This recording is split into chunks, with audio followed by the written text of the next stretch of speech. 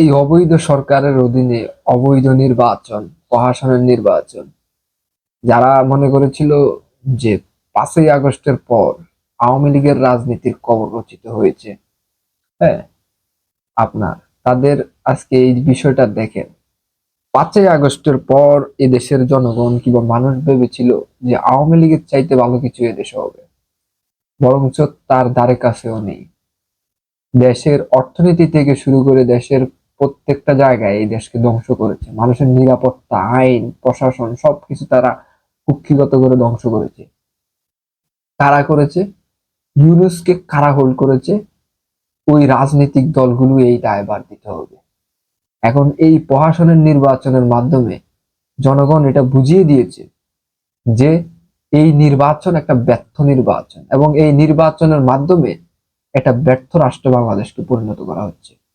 এখন কেন এই নির্বাচন? আজকে প্রত্যেকটা জায়গায় অলমোস্ট 90% আপনার নির্বাচন র্যাগিং করা হয়েছে। নির্বাচনকে বিভিন্নভাবে তারা অবৈধভাবে নির্বাচনের ব্যালট পেপারে সাইন দিয়ে, ব্যালট পেপারে সিল মেরে নির্বাচন তাদের নিজের মধ্যে করে নিয়েছে। নির্বাচন কমিশন এটা একটা প্রি প্ল্যান নির্বাচন কমিশন ছিল। আমরা অতীতের যে নির্বাচনগুলো দেখেছি বাংলাদেশে হয়েছে, এটা সবচেয়ে জঘন্যতম নির্বাচন হয়েছে, এবং এই নির্বাচন কমিশন ব্যর্থ। অতএব তত্ত্বাবধায়ক সরকার কিংবা কোন উপদেষ্টা, যেই সরকারটা হয়েছে বাংলাদেশে গত 1.5 বছর, যেভাবে এই যে উপদেষ্টা কমিটির একটা সদস্য সরকার ছিল, এই সরকার নিজেই সে নির্বাচনের পক্ষে আপনার অ্যাডভার্টাইজমেন্ট করে যাচ্ছে, করেছে। এখন কথা হলো, এই নির্বাচনে আজকে এটা এই বাংলাদেশের মানুষ হয়তো আবারও বুঝিয়ে দিয়েছে যে আমরা আওয়ামী লীগের বিকল্প কাউকে এদেশে দেখতে পাচ্ছি না। আমাদের অর্থনৈতিক প্রবৃত্তি প্রয়োজন। জামায়াত ইসলাম, বিএনপি, তাদের কোনো ইনিশিয়েটিভ নেয় যে এই রাষ্ট্রকে কোথায় নিবে, কোথায় তৈরি করবে, এই রাষ্ট্রের মেগা প্রকল্প কি। আমরা রাজনীতিতে চাই যে সংস্কার মানে অর্থনৈতিক সংস্কার, এই সংস্কার না যে সংস্কার খুন করার সংস্কার, মবের রাজনীতির সংস্কার। অর্থাৎ বাংলাদেশের মানুষ আজকে বুঝিয়ে দিয়েছে যে বাংলাদেশের মানুষ হয়তো আগামী দিনে আওয়ামী লীগকে নিয়েই রাজনীতি করবে। কারণ আওয়ামী লীগের লেজিটিমেসি, বৈধতা এদেশের জনগণ দিবে, কোনো রাজনৈতিক দল দেওয়ার অধিকার নাই। কোনো আইন, প্রশাসন, জজ কোর্ট, নিবন্ধন বাতিল, ব্যান করে দেওয়া, এগুলো কিছু না। কারণ জনগণের রায় হচ্ছে গিয়ে সর্বোত্তম রায়, এবং এই রায়ের অপেক্ষায় আগামীর বাংলাদেশ অপেক্ষা করতে যাচ্ছে। এখন কথা হচ্ছে, দেশ কি স্থিতিশীলতা রাখতে পারবে? দেশে কি রাজনীতিক যে অস্থিতিশীলতা, এটা কি কাটাতে পারবে? আমার মনে হয় না।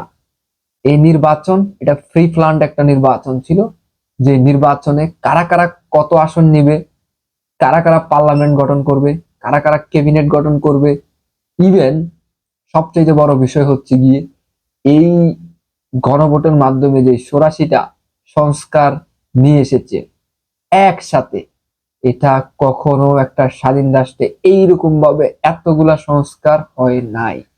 এখন কথা হচ্ছে, আজকে বাংলাদেশকে 71-এর ইতিহাসকে ভুলে দেওয়ার জন্য এই জামায়াত তার নতুন ফিলসফি বাংলাদেশে ইমপ্লিমেন্ট করতে যাচ্ছে। সেটা হচ্ছে July, July is our legacy. 1971 হচ্ছে ফেসিজম লেগেসি আওয়ামী লীগের। এই ন্যারেটিভ জামায়াত কখনো আগামী প্রজন্মের মাঝে এবং বাংলাদেশের জনগণের মাঝে এটা তারা ইমপ্লিমেন্ট করতে পারবে না, এটা তারা প্রয়োগ করতে পারবে না ইনশাল্লাহ। আমরা এই যুবক, আমরা জেনজি, ছাত্র সমাজ, সাধারণ জনগণ, আমরা এই দেশে বহিরাগত আধিপত্য, বৈদেশিক আধিপত্য, ফরেন ইনফ্লুয়েন্স, এটা আমরা কখনো আমাদের স্বাধীন রাষ্ট্রে, রক্তে দেওয়া রাষ্ট্রে, রক্ত দিয়ে বিসর্জন দেওয়া এই রাষ্ট্রে আমরা আপনাদের মতো রাজাকারদের থিওরি, রাজাকারদের ফিলসফি, রাজাকারদের লেগেসি, যারা রক্ত নিয়ে 1971-এ এদেশের মানুষকে শোষণ করেছে, তাদের এই ফিলসফি, তাদের এই রাষ্ট্রের রাজনীতি, তাদের মতাদর্শ, তাদের সংস্কৃতি চলবে না। ইনশাল্লাহ সামনের দিনে আপনাদের সাথে অনেক কথা হবে। নির্বাচন শেষ, এই প্রশাসনের নির্বাচন আপনারা বয়কট করেছেন।